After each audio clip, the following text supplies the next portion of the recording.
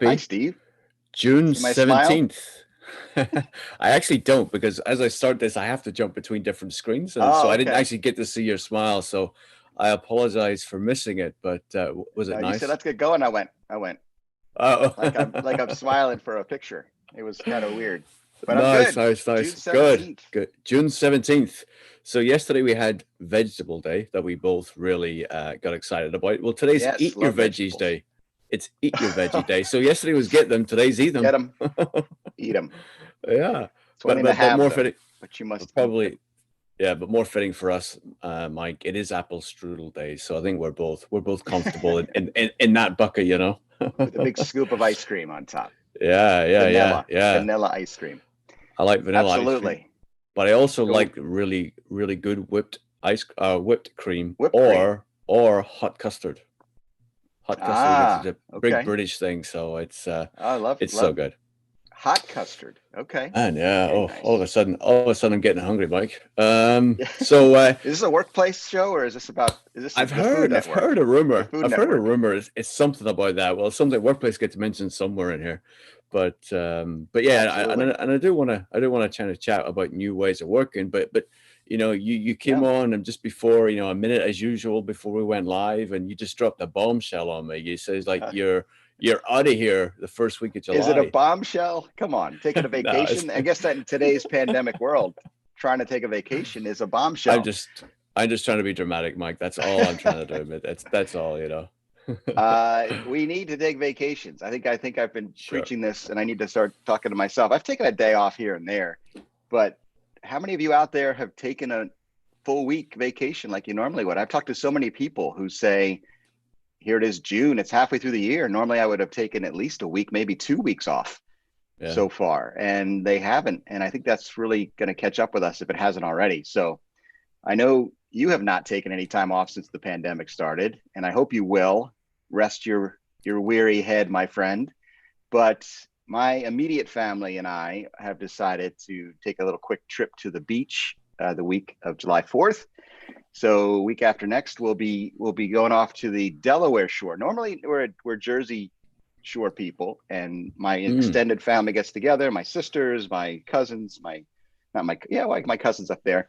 We have local family. We have my parents come, but as we've said, my parents are older. They're on pretty much full lockdown. We're trying to keep them safe from this virus, of course. I canceled a trip to Disney. We were going to have a big family trip last month that got canceled. And we canceled the big beach house at the Jersey Shore because have you ever been to the Jersey Shore? You know how crowded it gets, right? That's I have like been there many years ago. very, very densely populated, beautiful beaches, but it could get very, very. I can't imagine social distancing and with the boardwalk and all the stuff that Right. makes the Jersey Shore what it's great. It's a lot of togetherness and multiple families coming to one home. I thought was too much, but we're going to take some time and just my immediate family with my daughters and son-in-law are going to grab a small little place in a quiet beach to be unnamed. I don't want any of our fans coming to stalk us when we're on Oh, vacation. The paparazzi needs to stay I away. hear you. I hear you. But But it's an I open am going to space, a much push. more scarcely populated beach, and we're going to keep our distance, Steve. So I know you don't want to say, but I am curious because I did Yes. vacation in Delaware last year, Oh, you and did. I spent my very first summer in the U.S. in Delaware Beaches. So I am curious. Wow. Yeah. I've never been. Actually, this is my first time. I'm taking the advice of some friends and some and actually my daughter and her husband have been down there. There's a number of Mm, beautiful places. yeah. Lewis, Rehoboth, Dewey, that whole stretch of beaches is Yeah. what I hear is very nice, but I've never been. Usually, every few years we go to the Outer Banks in North Carolina. Have you ever been out to the OBX Outer I Banks? have not. I have not. No. I've had some friends go down there in this pandemic existence, and those beach houses are beautiful, and the beaches are very wide open. So there's not, again, not a lot of Hmm. risk of people cramming your space or getting too close outdoors. And everything is carry out. There's a lot of restaurants, but you could get everything take out now. And these homes now are made where you could just kind of cook your own food and not have to worry about going to restaurants. So that's our hope. We'll see. I'll let you know afterwards the report of where we spent our time and I look forward to hoping it's a positive week of warm weather and sun. So you just sit and kind of get my mental health back. Because that's the thing. Remember, digital wall and all the things that I've done better managing the last month or so is Yeah. something I still need to take a break from and turn everything off. I'm going to have everything lined up, all the podcasts ready to go. And I hope you're okay, but I will not be getting up at 8 a.m. to meet you here to chat just That's during all those right, few man. That's days. all right. That's okay, man. That's okay. Okay. I love it. I'm glad you're getting the time off. And but what I will say is I will run a competition those few days to for the person who actually gets a picture of you somewhere on a beach somewhere. So I'll have the paparazzi No, out there. They'll be looking. nobody We'll get wants we'll to get see that, we'll Steve. get. I'm not saying Believe people me. don't want to see it. I'm not saying that at all. It's more of I think it'd be kind of Yeah, funny, that's but funny. anyway, that's great, Mike. No, that's good. It's really cool, and obviously, we can have a conversation offline. I'll let the audience know where you really are going, and we'll get that going. So, Yes, yes. You can get the guest yes, hosts in here to replace me. I'm sure it'll be the audience attendance and the quality of the show will tick up dramatically while I'm gone. I don't think so. I don't think so. But yeah. So as we did allude at the beginning, this is something about workplace. I heard.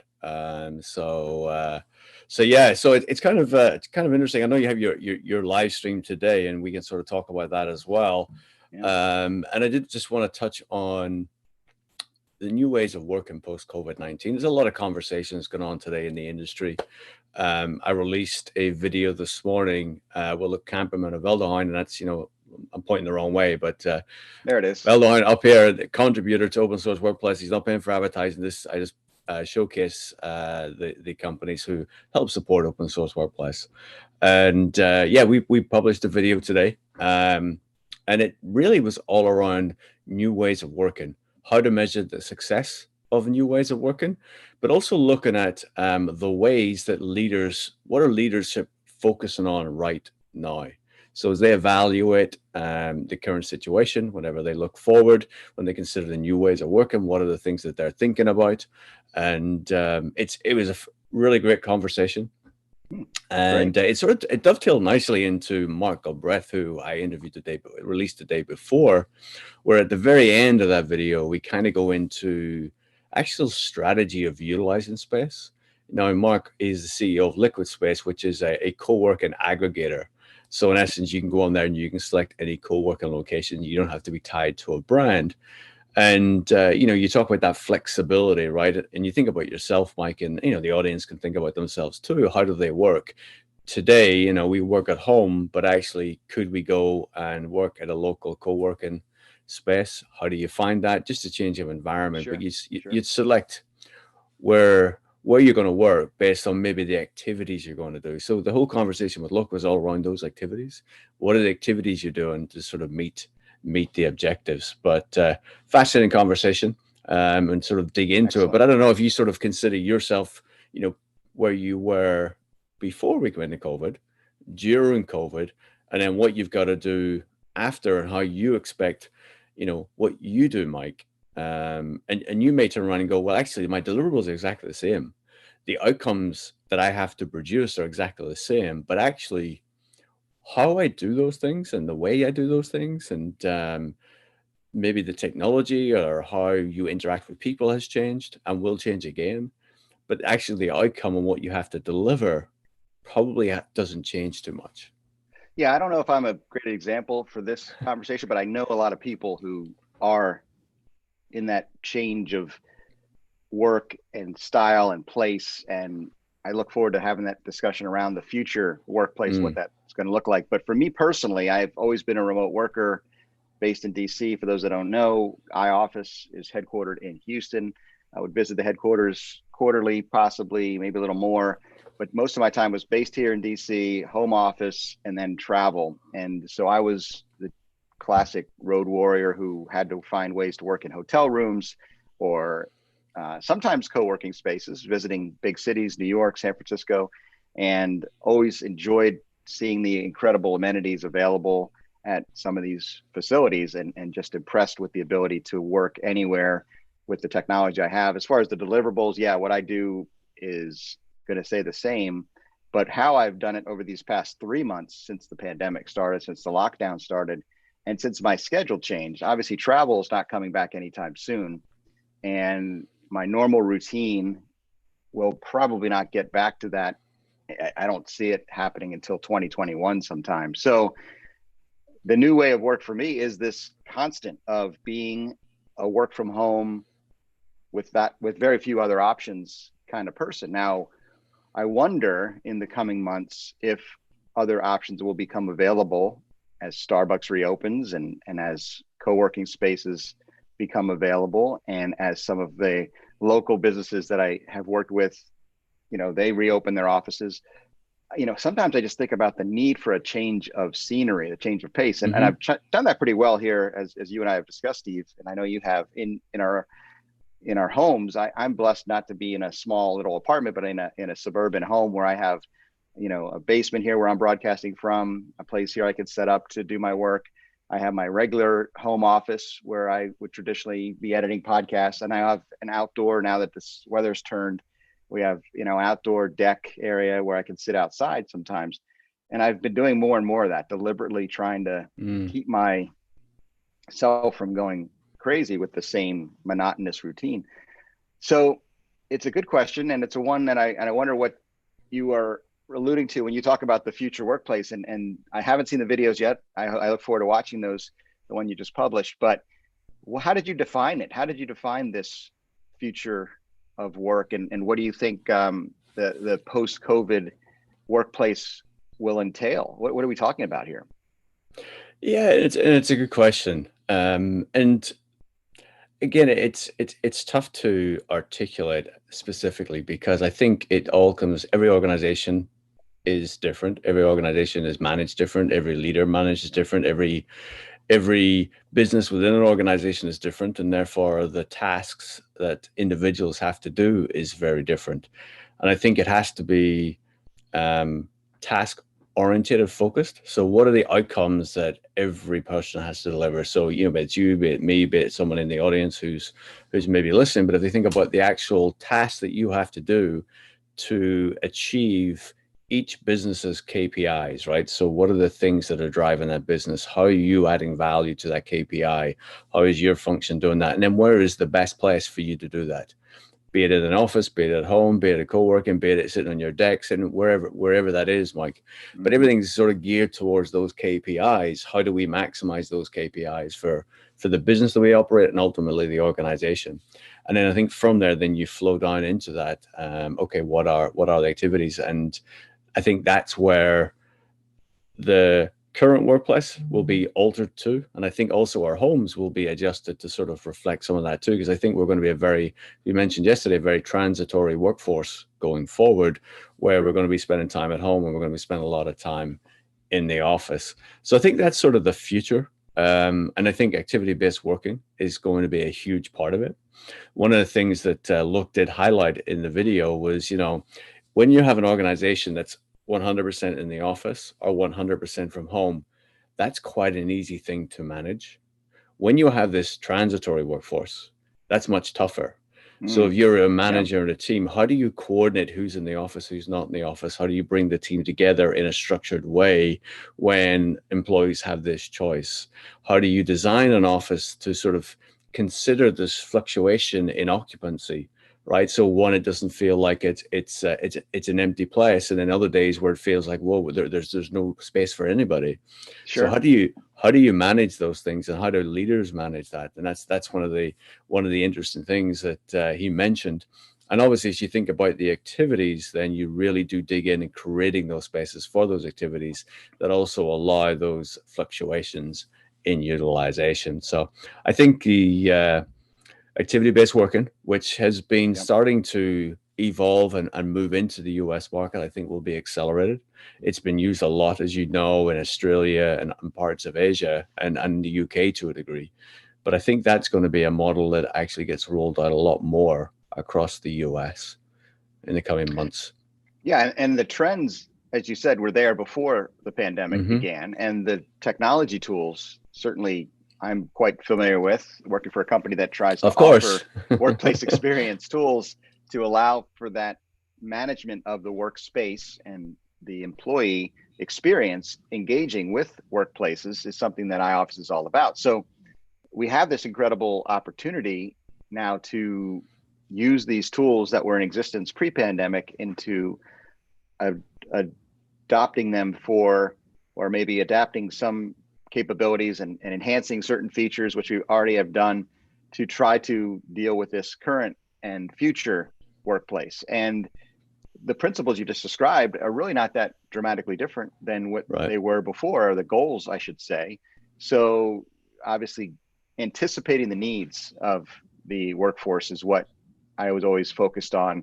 And I know that my company was always focused on pre-pandemic, and that's still the case. So going forward, as the needs have shifted and maybe more are working from home, and there is a greater requirement to create flexible space that will meet and accommodate the different individual place that we all are. Do we want to be there or do we not?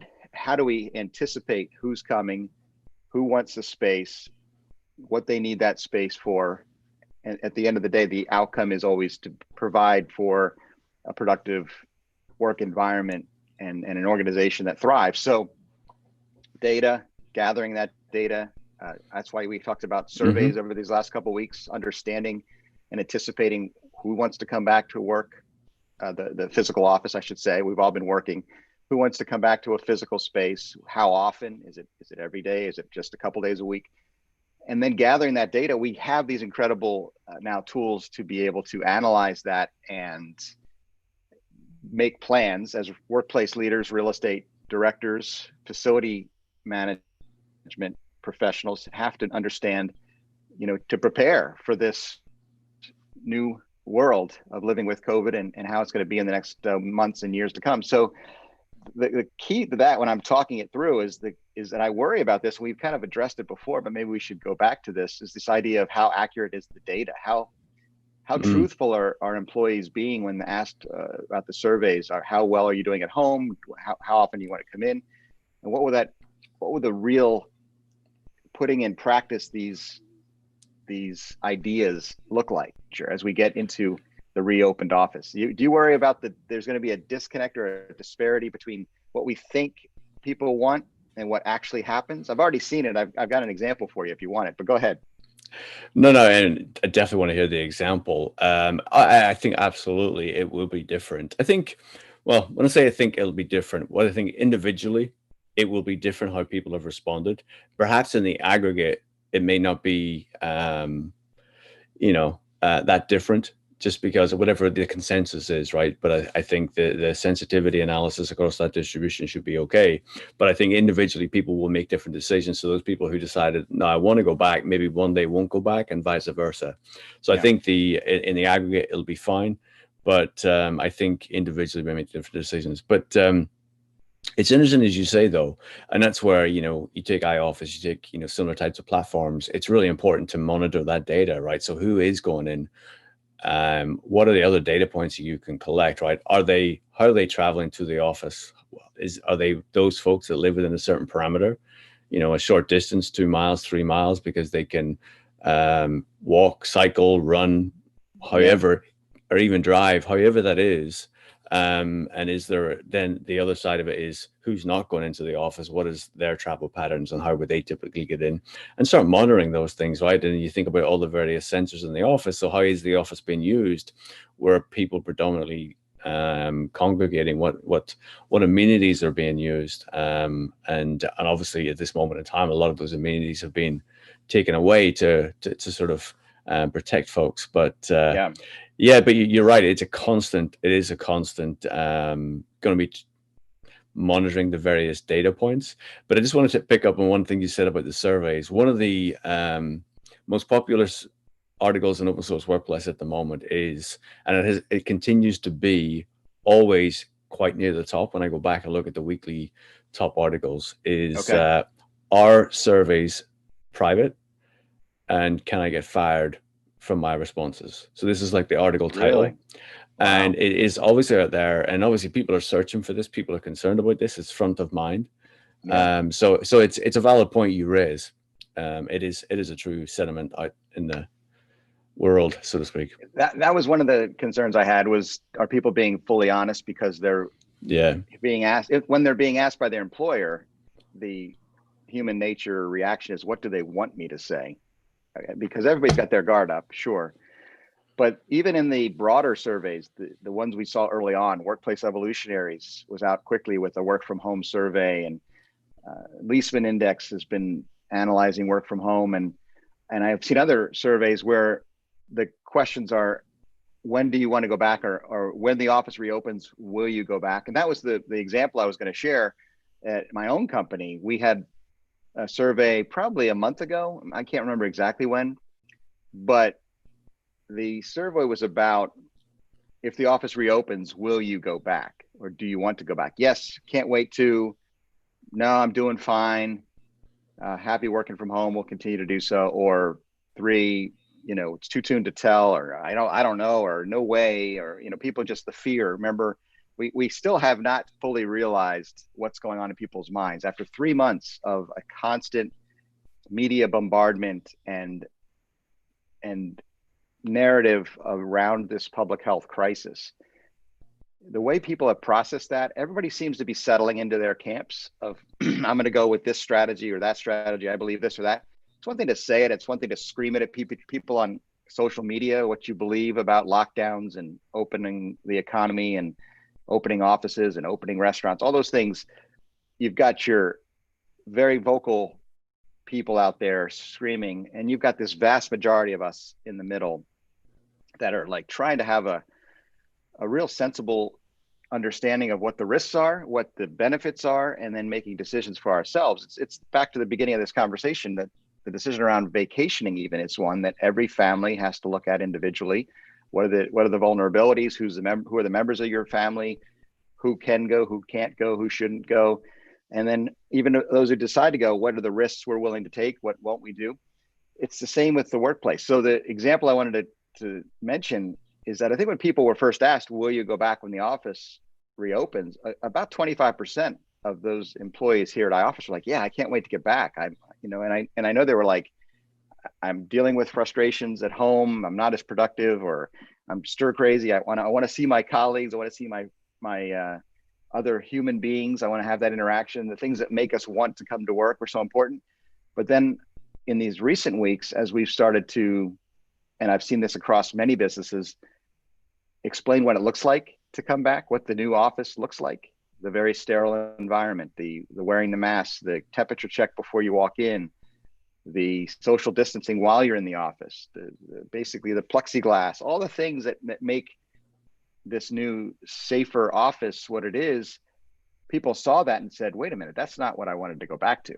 So in our example, and I don't think there's a problem with me sharing this, when we reopened the office, at least briefly in Houston, only 3 people came back because it was an option. It was fully optional. The doors were open, and only 3 people came back in. And I asked some people why they didn't go back when they thought they would. And it was because they saw this reality. The new reality was not something that was attractive to them. I'd much rather stay at home. So I think that a very small example, but it's being repeated across the country and across organizations everywhere. And I hope, I think it's temporary, these distancing and these very sterile approaches to the workplace, but that's a huge factor. It's not the workplace we used to know. And the challenge for our audience is to first take care of this near-term need of giving that flexibility, giving that choice to those that absolutely need it. Because those 3 people did want to come in, and they were willing to do the things. And I'm sure we're a relatively small company. If you're talking about thousands of employees, a percentage of them, 10%, whatever it is, may come in. That's hundreds of people that you need to accommodate and prepare to keep them safe.